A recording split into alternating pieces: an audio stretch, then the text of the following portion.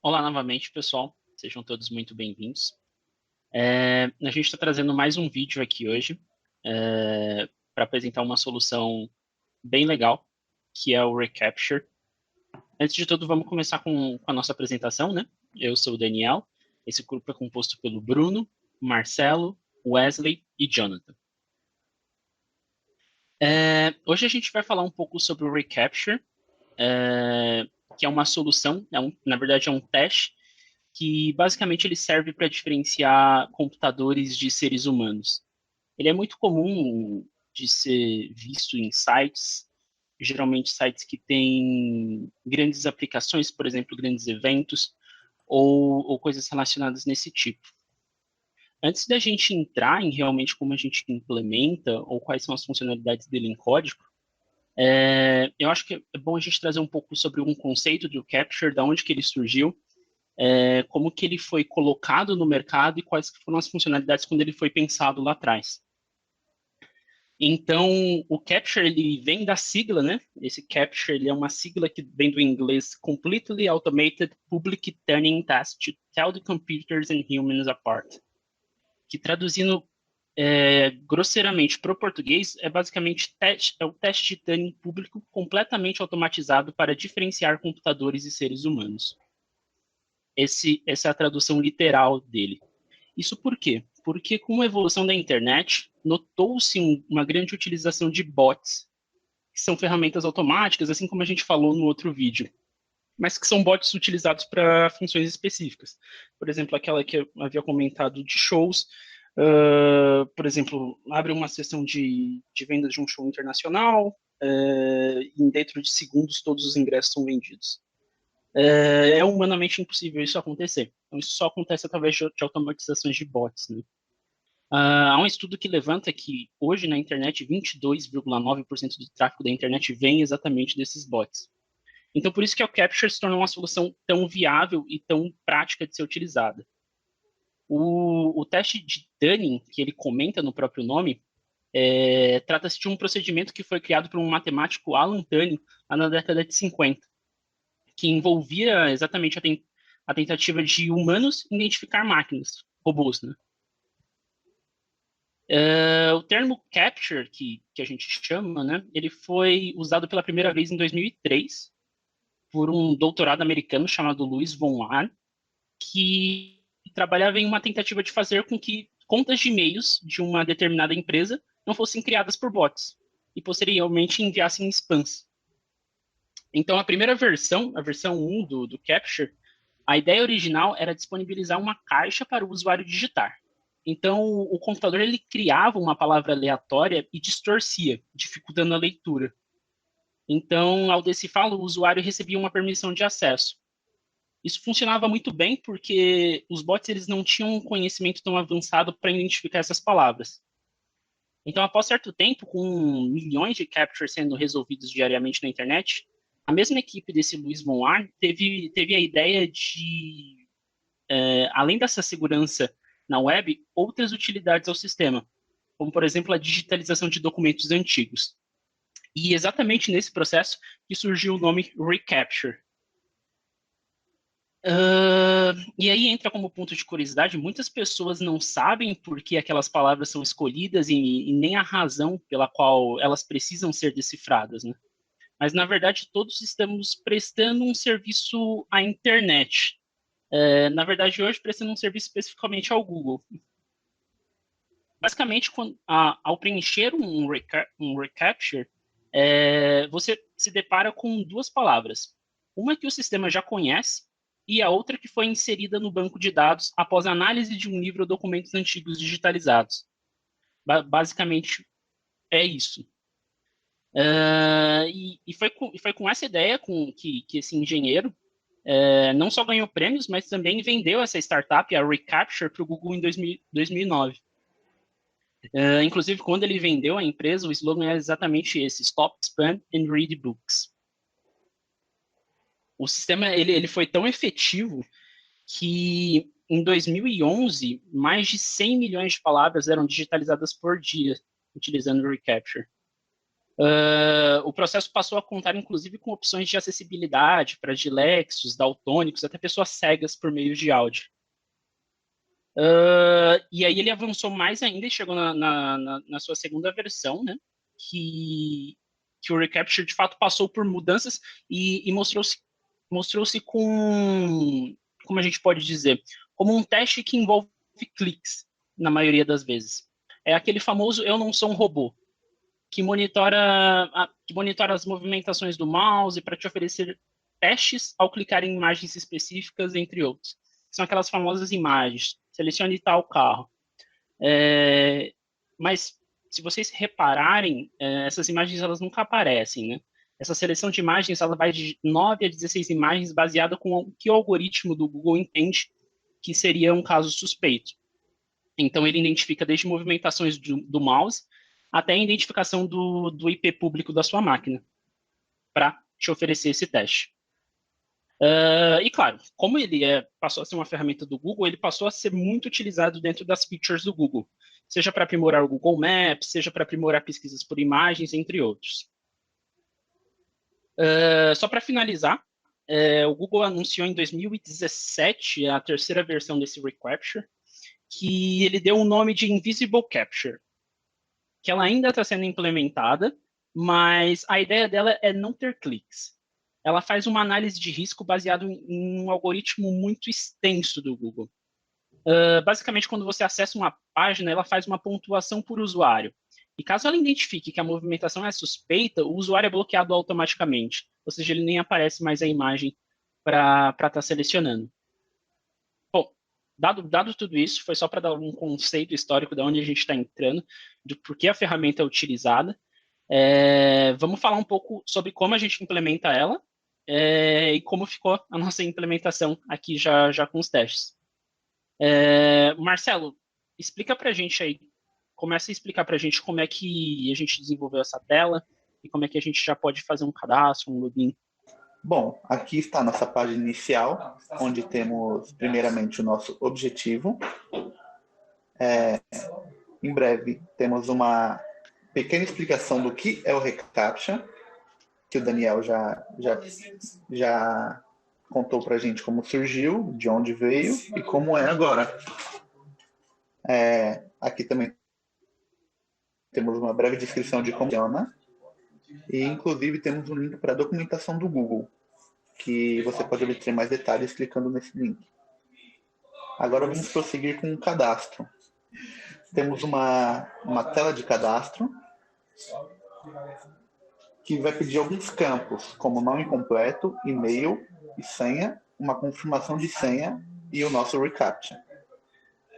O colaborador Wesley vai digitar o nosso nome.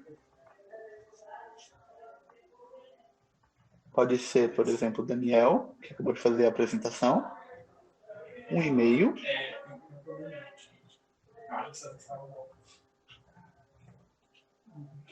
E aqui temos uma pequena validação, onde ele vai digitar uma senha. E se ele não digitar a mesma senha embaixo, o nosso formulário vai gerar um pequeno erro explicando que as senhas não combinam. E se a gente tentar cadastrar sem realizar o reCAPTCHA, ele também realizará um erro que o reCAPTCHA não pode ficar em branco. Então, feito isso, a gente tem que colocar uma senha igual nos dois campos e preencher o reCAPTCHA. Feito isso, a gente consegue realizar o cadastro.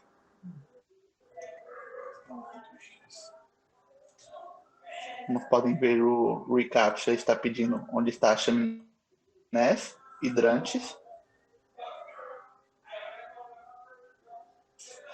Realizado o reCAPTCHA, conseguimos cadastrar um novo usuário.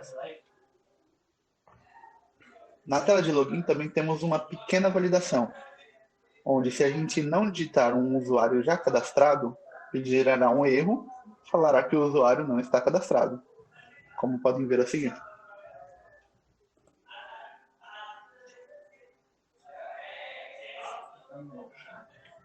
Feito isso, a gente consegue fazer um login digitando os campos corretamente. Feito isso, você está logado e temos um botão de logout também, que conseguimos realizar. Então, basicamente, essas são as nossas telas. Agora eu vou passar para o nosso colaborador Wesley, que ele vai explicar como funciona na prática. Obrigado, Marcelo. Eu vou mostrar aqui como que está estruturado esse projeto. Essa pequena aplicação de como funciona quando você integra um reCAPTCHA no seu formulário. A gente começa aqui com os nossos arquivos de configuração. Para ter um pouco mais de detalhes, essas são as extensões, as bibliotecas do Python que a gente está utilizando. Flask, Flask Login, SQLAlchemy, Requests e o Dynaconf. O Dynaconf ele é uma extensão, uma biblioteca do Python que serve para gerenciar configurações. Sendo assim, grande parte das configurações de variáveis de ambiente e estruturar o projeto, deixar as coisas mais automáticas e dinâmicas, eu configuro no arquivo .env e nesse arquivo settings.toml. Como o objetivo é explicar como está funcionando direitinho a integração do reCAPTCHA com o formulário, a explicação dessa estrutura vai ser bem superficial. Aqui a gente tem mais pedaços de como está dividido, que eu vou explicar mais para frente. E aqui a gente vai entrar direto no código dos templates, das nossas interfaces. Nessas interfaces, quem vai explicar para a gente como que elas são construídas é o Jonathan. Se você puder explicar um pouco para a gente, Jonathan. Vamos lá. Eu vou iniciar agora explicando o Base. Então vamos lá, vamos acessar o Base agora. Vamos lá para o topo. Aí aqui no topo a gente tem a estrutura padrão de HTML, né? E mais abaixo, nos primeiros links, a gente tem onde importa o favicon, né? Que é o ícone onde aparece na aba. E aí embaixo a gente tem a importação do Bootstrap, que agora a gente utilizou importando diretamente da CDN, né? Então a gente não precisa baixar o arquivo e chamar esse arquivo, a gente está importando direto da URL. Então aí a gente optou por essa importação. Aí embaixo o único estilo que a gente está utilizando é o nosso próprio CSS, né? Nesse caso, que aí é onde a gente coloca as cores do nosso topo, dos nossos botões, que são cores personalizadas, né? Aí a gente precisou criar esse CSS. Logo abaixo a gente tem os ícones, onde a gente está utilizando alguns ícones, que é das fontes do Google. E embaixo a gente tem onde que é o script do reCAPTCHA, que a gente está importando do Google também, que é justamente o que a gente vai utilizar para exibir o reCAPTCHA na validação dos formulários. Tá? Aí mais abaixo, iniciando o body, a gente tem o nav, que é a parte do nosso menu. E aí no nosso menu a gente define ele como fixo, né, no topo. Aí aqui a gente colocou que ele, em desktop ele fica largo, fica aberto. Aí embaixo a gente já define a imagem, que é a primeira imagem, que é o logo da Now. Logo mais abaixo a gente coloca o nome e tem também o botão. O botão a gente utiliza ele especificamente no mobile, para quando a tela redimensionar, ela fica no celular, por exemplo, ou tablet, aí aparece aquele menu com as 3 barras para a gente acionar o nosso menu. Aí abaixo a gente tem um menu de fato, né, com os links, que aí no caso a gente tem o nosso sair. No caso aqui a gente tem até um if, né, do Python, e aí a gente pergunta se ele tiver autenticado, ele aparece a opção de sair. Se não, aí ele vai aparecer só os 3 menus, né, que é a página inicial, o cadastro e o login. Aí a gente vai descer mais um pouco agora. Aí aqui a gente tem o nosso bloco central, né, que é onde, depois de renderizar, é onde vai aparecer todas as páginas internas, é dentro desse block Content End Block, aí é onde a gente exibe tudo. E mais abaixo a gente tem o nosso footer, que no caso aqui a gente colocou um link para ir ao topo, né, no caso para o usuário ir lá ao topo para acessar o menu, e também tem o nosso site da Nowai, que a gente colocou o nosso link. Aí mais abaixo a gente tem alguns scripts do Bootstrap também, que a gente chama diretamente pela URL. Então aí a gente chama o jQuery, aí o Pooper, e aí também o próprio Bootstrap, um JavaScript do Bootstrap. Aí mais abaixo a gente tem um script próprio, né, que a gente fez alguns ajustes nele para acessar algumas funções. E embaixo a gente tem onde a gente fez a função para ajustar o menu. Então sempre na página que tiver, ele vai dar um active no menu e aí vai ficar marcado mais escuro. Aí agora eu vou abrir a nossa primeira página, que é a index, por exemplo. Aí aqui na index a gente faz um extend do base, né? Então a gente está chamando base. Essa index, esse block content, onde ele começa, é justamente onde ele vai aparecer lá no base. Então, no meio da página do base é onde aparece esse bloco. Aí aqui a gente inicia com uma section, onde a gente está colocando um H1, que é o objetivo, aí a gente coloca um texto simples com uma descrição, e abaixo tem os dois botões, que é o cadastro e o login. Aí a gente colocou para onde que eles estão apontando, e aí tem as classes também que eles estão chamando, que são as classes padrões, que é BTN, BTN Primary, e etc., que são classes do Bootstrap. Tá ok? Aí mais abaixo a gente tem uma outra div, que a gente definiu mais algumas classes, e aí onde a gente coloca o título, que é no H2, depois tem alguns P's com os conteúdos, e aí seria o padrão. Aqui é interessante que a gente também colocou alguns links da documentação do reCAPTCHA do Google, então você pode ver que no registrar ele tem um link indo para a documentação oficial do Google, e mais abaixo a gente também colocou um outro link com a introdução da documentação completa.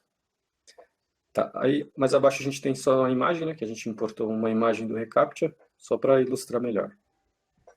Tá, ok, agora a gente vai para a tela de cadastrar. Na tela de cadastro, vou começar explicando que a gente fez um H1, criar conta, né, nesse caso. Aí a gente inicia o nosso form como método post, e aí a gente verifica se tem alguns erros, ele vai exibir o alerta, que a gente fez lá na nossa inteligência no Python.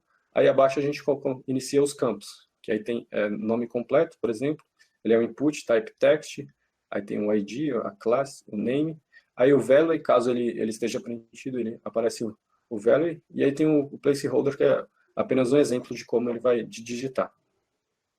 Tá ok? Abaixo também tem um e-mail, que aí nesse caso é um type e-mail, que é um tipo diferente, que somente e-mails é permitido. Aí ele tem também um placeholder, só explicando como ele vai digitar. E se der alguma mensagem de erro, aqui que a gente está verificando, aí ele aparece aquele aviso abaixo. Por exemplo, e-mail informado já possui um cadastro. Aí a gente tem essas restrições. Aqui embaixo a gente inicia a senha, que é um input type password.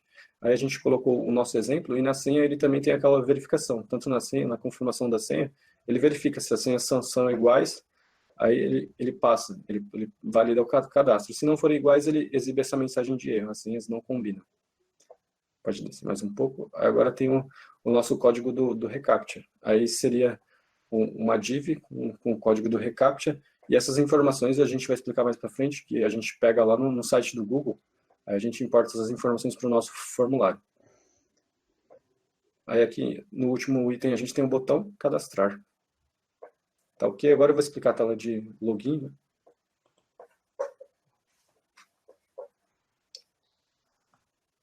Na tela de login a gente tem o nome dela, que é o login. Aí aqui abaixo a gente está verificando também se ela possui alertas, ele vai exibir que e-mail ou senha está incorreto, ou seja, se ele for digitou uma senha errada, como o Marcelo havia mostrado, aí ele aparece essa mensagem de erro.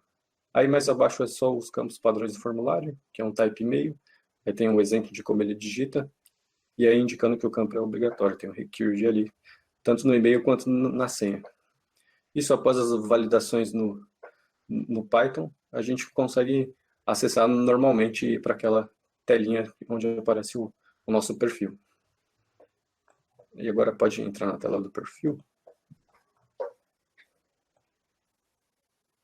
Tá ok? Aqui na tela do perfil a gente criou as nossas classes, as nossas divs, com o col12, né, que no caso é para ocupar a tela inteira, e aí a gente colocou um card no meio com o conteúdo centralizado. Aí o título desse card a gente colocou um olá e o nome do usuário, que a gente está trazendo lá do nosso sistema, e aí embaixo algumas informações, como o título, o H5, aparentemente você não é um robô, e só para ilustrar mesmo a funcionalidade. Aí aqui mais abaixo a gente chama duas imagens, né, que é a imagem da mulher e a imagem do homem, são aqueles ícones pequenininhos que aparecem lá no na nossa tela de perfil. E aí embaixo mais algumas informações e um link de logout, que aí é onde a gente pode fazer o logout lá para a nossa tela inicial. Seria isso. Agora eu vou passar. Tem mais algumas telas, que tem um CSS também, que eu vou estar explicando como que ele está estruturado.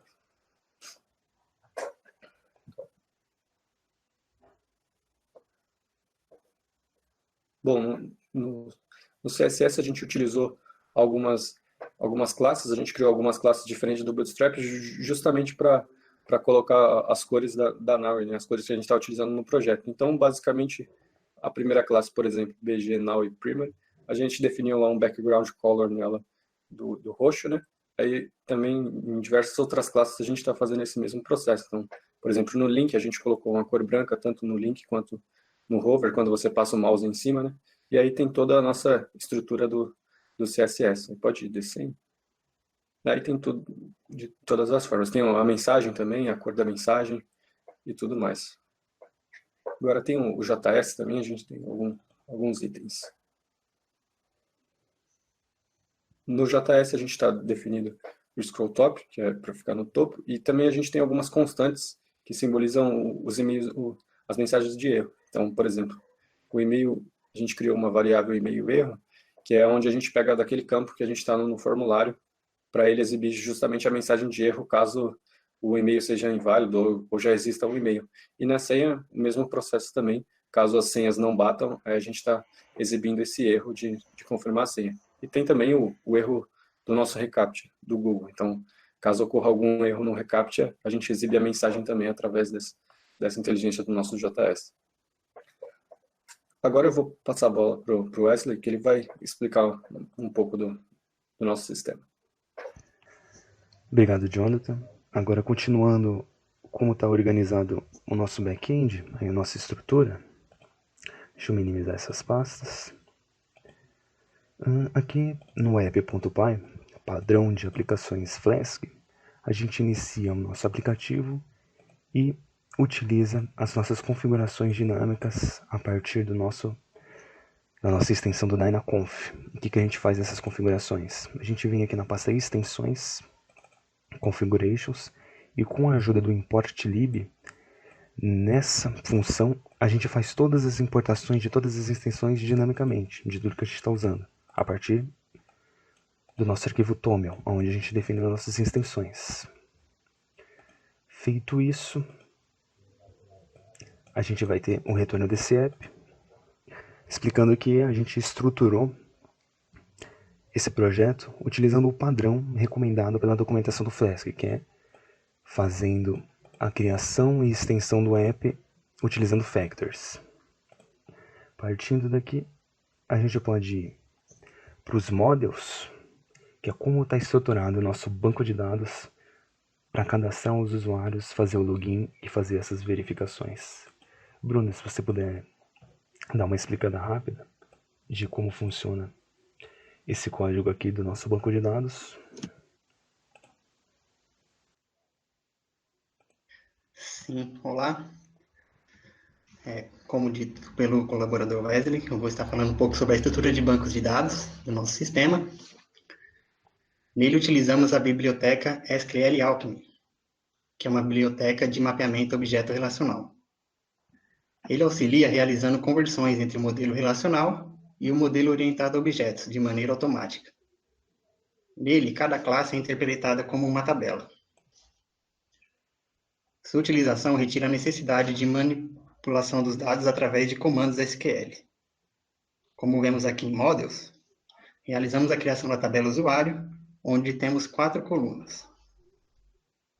A primeira é o ID, que funciona como chave primária da tabela e é gerado automaticamente pelo sistema, quando o novo usuário é adicionado. Temos também um nome, o e-mail, que deve ser uma string única, e a senha. Todos eles são obrigatórios, não aceitando valores nulos. Logo abaixo, verificamos que quando um novo usuário é adicionado, a senha é convertida e armazenada como um hash. E também temos a função verificar senha. Ela é executada quando um usuário existente realiza um novo login. A senha é adicionada por ele, é convertida em um hash e comparada com uma senha armazenada, fazendo assim a validação. Então, obrigado, Bruno. Tendo em mente como funciona isso aqui, esse hash basicamente ele meio que faz uma similar a uma criptografia da senha para evitar que, se a gente tiver acesso a um banco de dados, a senha não esteja explícita para quem acessou esse dado. Então, partindo daqui, a gente pode ir para as nossas blueprints e as nossas views. Aqui nas nossas views,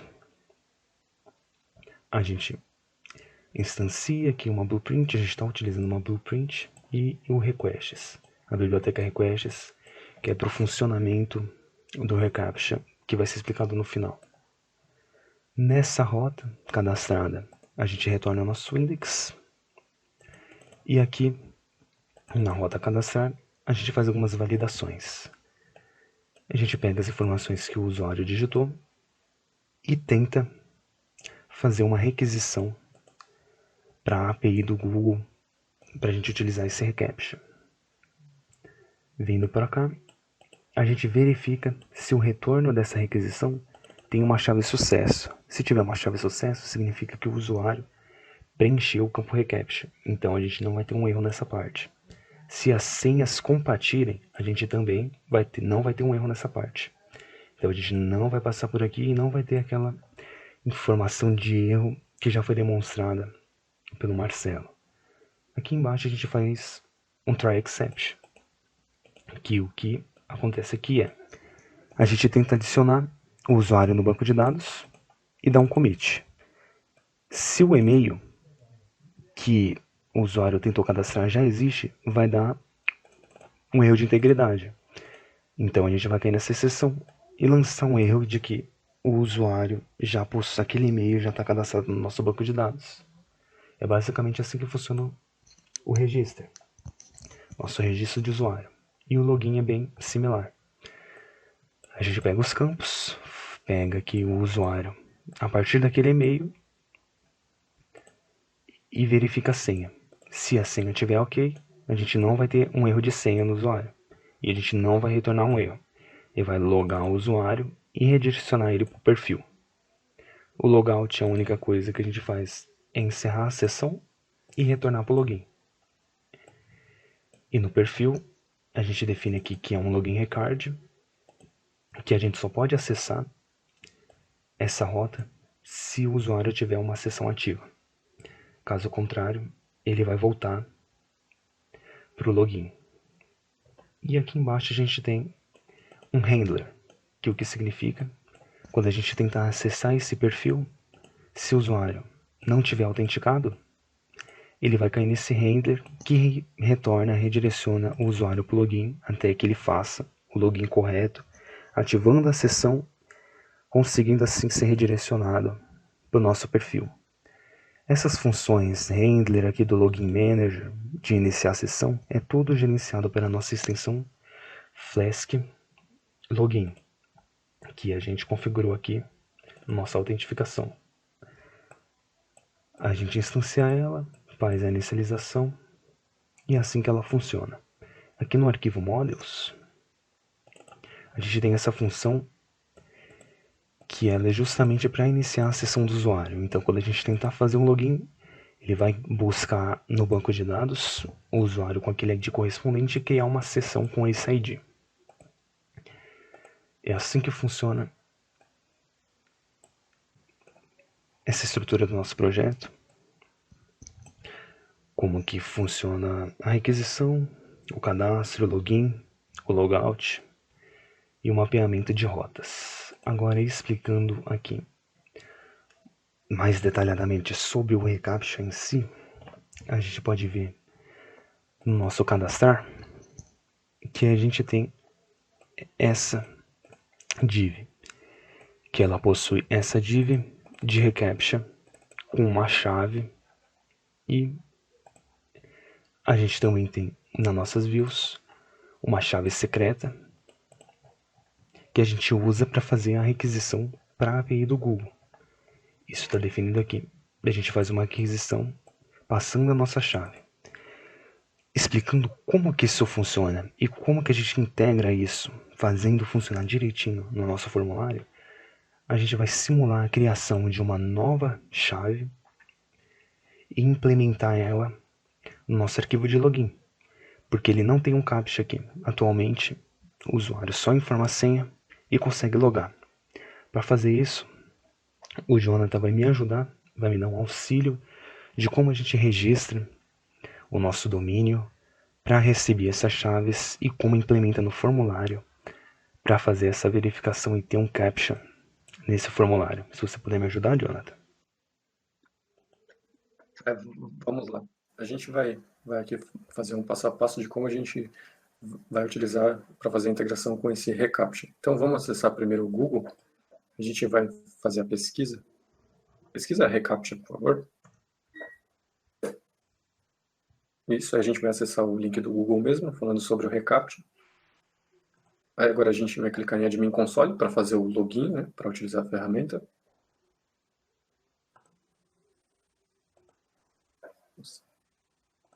Ok, vamos selecionar a conta da Knowwire. Tá ok, a gente já tem um criado, mas a gente vai criar um novo, só para estar explicando. Aí aqui a gente coloca a etiqueta, aqui no caso é só para identificação, né? Então você pode colocar, por exemplo, Knowwire, ou nova Knowwire, novo reCAPTCHA, algo do tipo. Tá ok? Aqui a gente tem o tipo do CAPTCHA, que são as versões. Mais detalhes sobre essas versões vocês podem ver na própria documentação do Google, que aí ele explica tudo sobre cada versão. Aqui a gente selecionou a segunda versão, a V2, então a gente pode selecionar a V2. Aí aqui a gente tem as opções, né? Caixa de seleção, não sou robô. Aí tem um selo de reCAPTCHA invisível e outras opções. Aí a gente deixou a caixa de seleção não sou robô, é a mais utilizada geralmente. Aqui tem um domínio, que é onde a gente vai colocar, onde que está o nosso site, né? No caso, como a gente está local, a gente pode colocar a nossa URL. Pode preencher a nossa URL, que no caso 127.0.0.1. Só para deixar claro, nesse domínio, quando você estiver registrando, você vai colocar o domínio do seu site. Então a gente está colocando esse domínio porque a gente está aqui em ambiente de desenvolvimento. E é isso que a gente tem que utilizar para mostrar como que isso está funcionando. Ok. Aí mais abaixo a gente tem os proprietários, que é quem vai acessar a conta, né, para ter acesso aos dados do reCAPTCHA. Então aqui a gente já tem um login, que é no itin@gmail, que é o proprietário, e aqui a gente precisa aceitar os termos para utilizar a ferramenta. Tá ok? Pode dar um enviar. Aqui são as chaves, né? Que a gente vai utilizar essas chaves para fazer a nossa integração. Então, a gente tem que copiar essa chave, né? Por exemplo, copia essa chave, por favor, Wesley. Ok. Isso, vamos deixar essa tela aberta por enquanto. Aí agora a gente vai lá para o nosso script e a gente vai colar essas chaves nessa nossa nova implementação. Aí aqui a gente já deixou um código pronto, a gente vai só tirar o comentário. Tá ok? A gente tirou o comentário. Aí a gente tem da onde a gente chama a nossa chave, né? Pode acessar outra página onde a gente informa as chaves. Isso mesmo. Tá ok? Agora a gente vai copiar a nossa outra chave secreta. Vou entrar no script agora. Aí agora a gente vai colar onde a gente determinou ela no nosso script. Essa.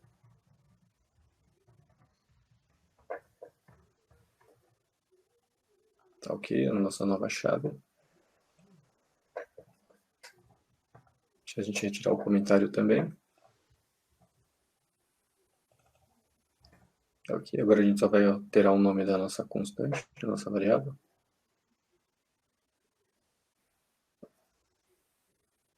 Tá ok, correto a princípio. Está ok, vamos realizar agora um teste. Para ver se está funcionando. Ok, aqui a princípio tá ok, ele já apareceu o ícone do reCAPTCHA e a opção de não sou robô. A gente selecionou não sou robô, ele pede para fazer a validação das imagens, que no caso é para selecionar as chaminés.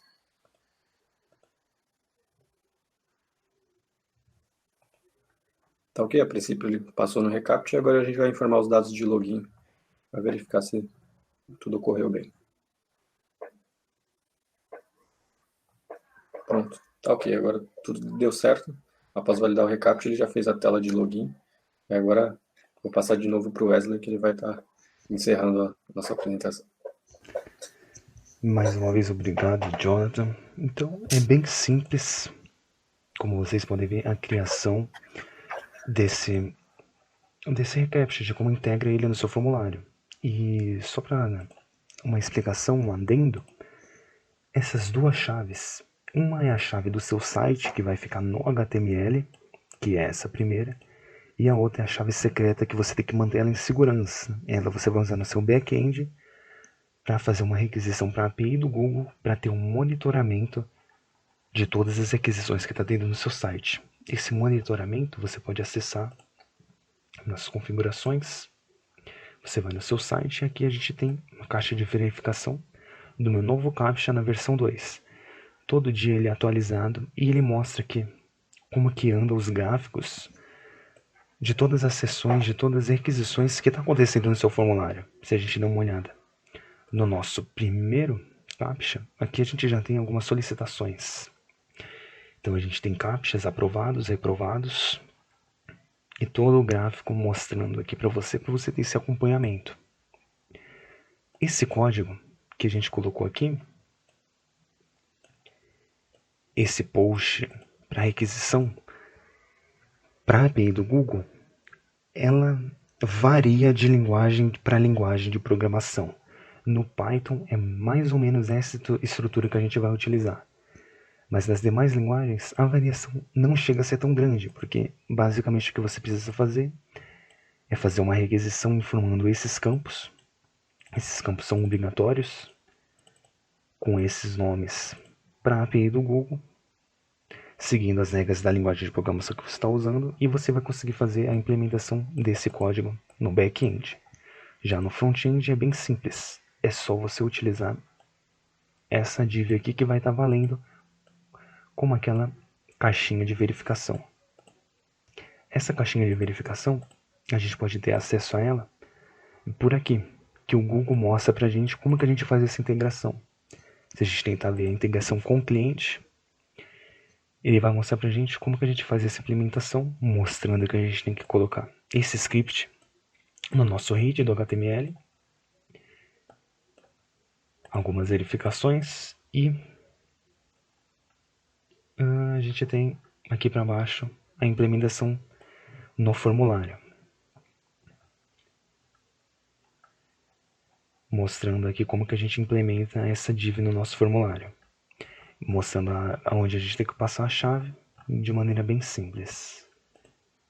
E aqui a chave secreta, a integração com o servidor, ele também mostra, dizendo que a gente tem que fazer uma requisição post para essa URL, informando a chave secreta e essa resposta. Essa resposta vai estar vindo do formulário a partir da verificação com a chave da nossa key do site, do front-end.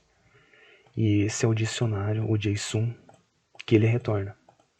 Se é um retorno de sucesso true ou false, e as demais chaves do nosso JSON. É bem simples essa implementação.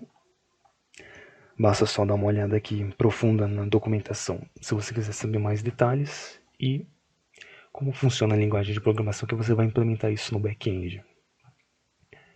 De maneira bem simples, a gente tem um formulário protegido com os CAPTCHAs do Google. Esse aqui foi o nosso projeto. Um formulário bem simples, implementando essa funcionalidade. E é basicamente isso que a gente tem para mostrar hoje. Alguém quer terminar dizendo alguma coisa? Eu acredito que é isso. Acho legal a gente já promover o nosso canal também. Se quiserem estar se inscrevendo, fazendo parte da equipe. E deixa no gostei para a gente ter uma noção de como é que a gente está seguindo. Obrigado pela atenção de todos. Muito obrigado. Só lembrando que esse projeto ele vai estar no GitHub junto com a documentação de cada tecnologia que a gente está usando. Então, se você quiser ter acesso a essas fontes, é só você acessar ele na descrição do vídeo. Obrigado pela atenção e até a próxima.